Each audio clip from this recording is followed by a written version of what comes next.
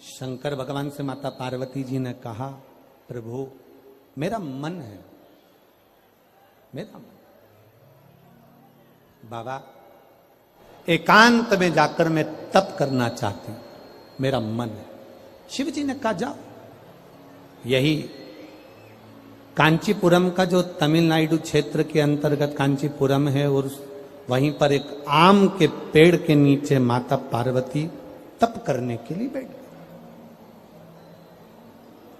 आम के पल्लव में, आम के पेड़ के नीचे।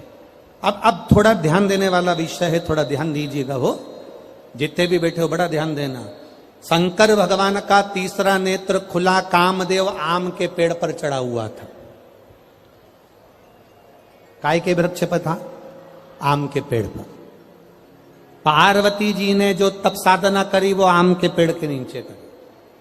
हमारे सनातन हिंदू धर्म में दरवाजे पर जो बंदरवार बांधी जाती है उसमें आम के पत्ते लगाए जाते हैं। कलश स्थापना करी जाती है तो उसमें आम के पत्ते रखे जाते हैं। घर में कोई अच्छा कार्य होता है तो आम के पत्ते लगाते हैं। आम के पत्ते।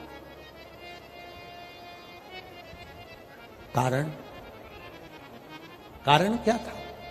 केवल एक कारण। देवादिदेव महादेव ने जब कामदेव को भस्म करा,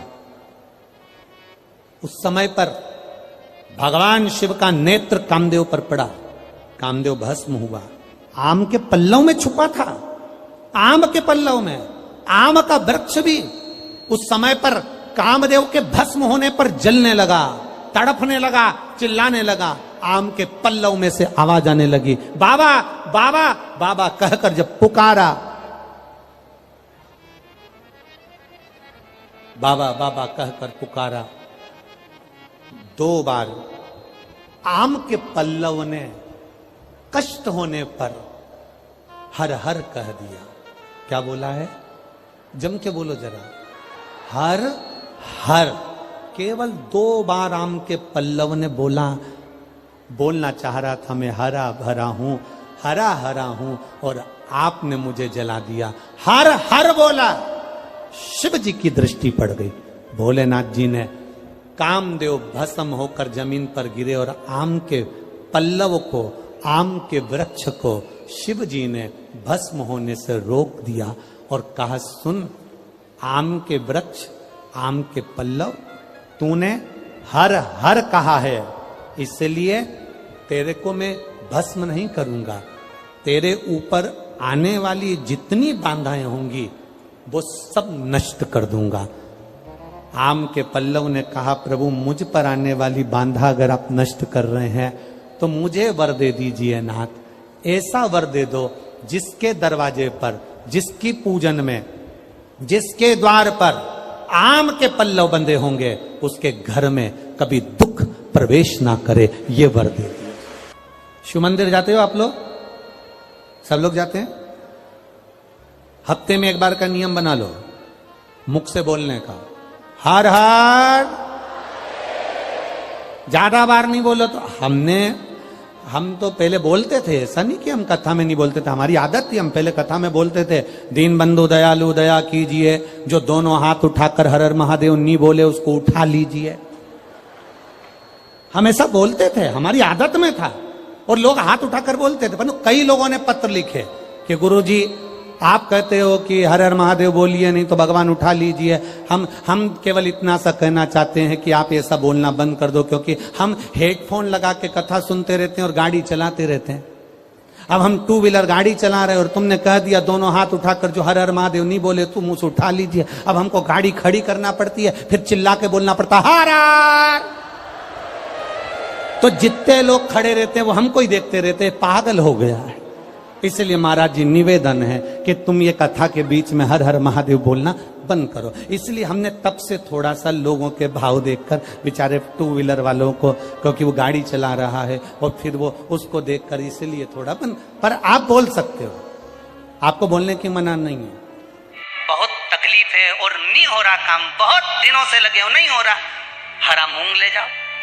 मूंग के दाने तो रहते हैं घर में, केवल 31 मूंग के दाने लेकर जाइए, 31 चावल के दाने लेकर जाइए और 31 ही बेलपत्र लेकर जाइए। जिस दिन सोमवार की अष्टमी हो उस दिन शंकर जी के मंदिर में जाओ, 3 चीज लेकर जाओ, मूंग के दाने, चावल, बेलपत्र। चावल जो 31 लेकर गए हो अपनी कामना कर कर शंकर जी की देहली पर रख दो, चौखट पर कहीं। मूंग के जो दाने लेकर गए हो 31 वो नंदी के पास में, जो नंदी का पांव ऊंचा रहता है उस पांव के पास रख दीजिए।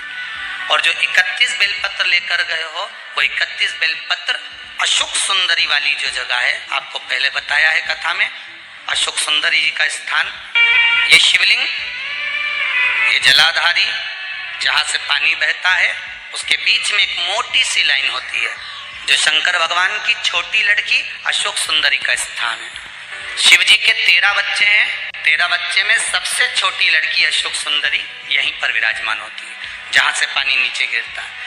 प्रत्येक शिवलिंग के सामने एक मोटी सी लाइन होगी, उस मोटी सी जो लाइन है अशोक सुंदरी, वहां पर जो 31 बेलपत्र लेकर गए हो अपनी कामना कर कर पीला चंदन, लाल चंदन लगाकर उस पर समर्पित करते जाओ। उसकी डंडी जहां से पानी बहता है उस ओर होना चाहिए।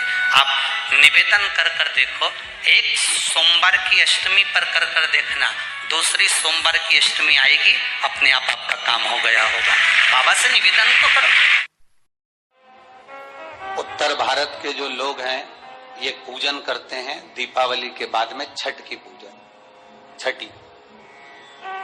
बिहार साइड में, यूपी साइड में, इधर सबसे ज्यादा पूजन होती है छठ की। कौन सी माता है ये छठ?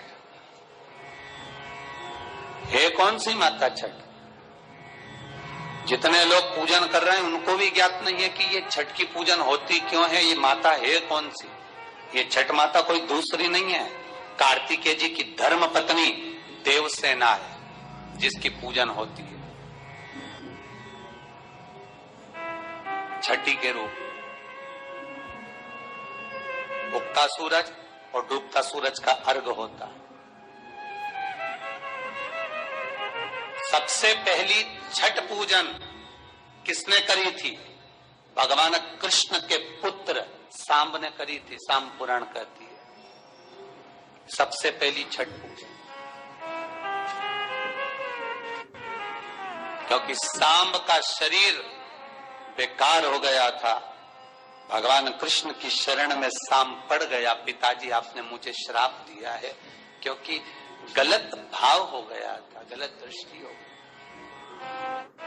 भगवान कृष्ण के पास में जामवंती जी बैठी हुई थी तो सामने आकर कहा, पिताजी मुझसे गलती हो गई, बहुत बड़ी गलती, क्षमा कर दीजिए। भगवान कृष्ण ने कहा, तुम सूर्य की आराधना करो। सूर्य की आराधना करी तो सूर्य कहते हैं तुम इंद्र की पुत्री देवसेना की आराधना करो। और कार्तिकेय जी महाराज की धर्म पत्नी देवसेना की जब आराधना सांब ने करना प्रारंभ करी, सूर्य को उगते को और डूबते को जो नमन करना प्रारंभ करा, अर्घ देना प्रारंभ करा, जल में खड़े होकर सांब तप साधना में डूबा रहता, सूर्य का स्मरण करता, देवसेना का स्मरण करता, तो देवसेना वहां प्रकट हुई। देवसेना ने कहा, मैं भगवान की छठी कला हूं, मैं भगवान देवताओं की छठी कला हूं, इसलिए जगत में मैं छठी के नाम से पूजी जाऊंगी। और सुन ए सांब, तूने मेरी आराधना करी है, मृत्यु लोक में जो मेरी आराधना करेगा वो जगत का सारा सुख भोगेगा। और तू भी चिंता मत करना, तू भी सर्व